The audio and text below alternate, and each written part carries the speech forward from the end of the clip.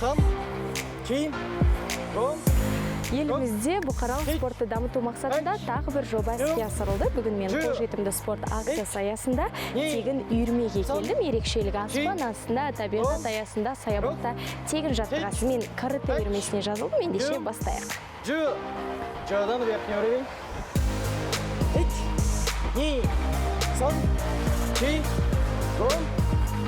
Қолжетімді спорт жобасы былтыр Нұр-Сұлтанда сынақтан өтті. Биылдан бастап жобаға 7 қаланың, атап айтқанда Алматы, Нұр-Сұлтан, Шымкент, Ақтау, Семей, Петропавл және Талдықорған тұрғындары қосылды. Енді алматылықтар үшін спорттың 7 түрі қолжетімді. Скандинавиялық жүріс, жүгіру, каратэ, үстел теннисі, фитнес бойынша спорт шеберлері мен жаттықтырушылар шеберлік сағатын өткізеді. Ограничения по занятиям нет. Үйірмеге көбіне жас өспірімдер мен балалар келеді. Үлкендерге арналған арнайы топ ашылған жоқ. Бірақ келіп бірге жаттыға алады. Үйірме аптасына 2 рет өтеді. Шамамен 15-20 бала қатысады. Саябақта жаттығамыз. Егер жаңбыр жауса не ауа райы қолайсыздық тудырса, жаттығу арнайы жабдықталған спорт залында өтеді. Жаттығу басталғалы осы сөздегі сан мәрте естідім. Ендеше мағынасын анықтайықшы. Кешірім сұраймын. Сан, чи, рок сөздерінің мағынасы қандай?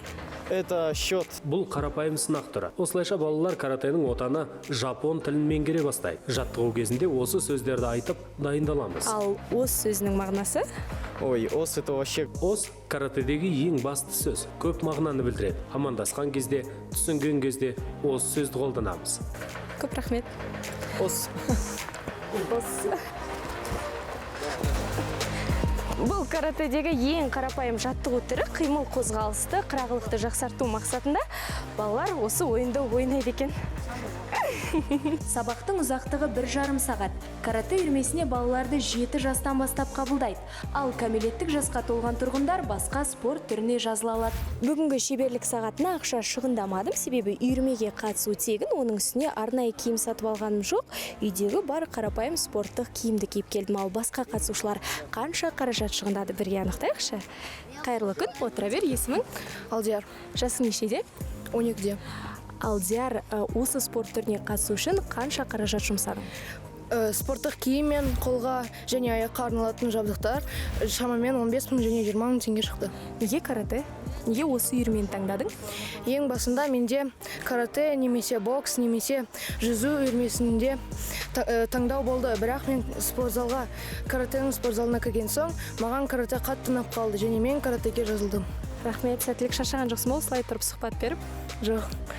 Шынымен? Жоқ. Жарайсың, рахмет көп.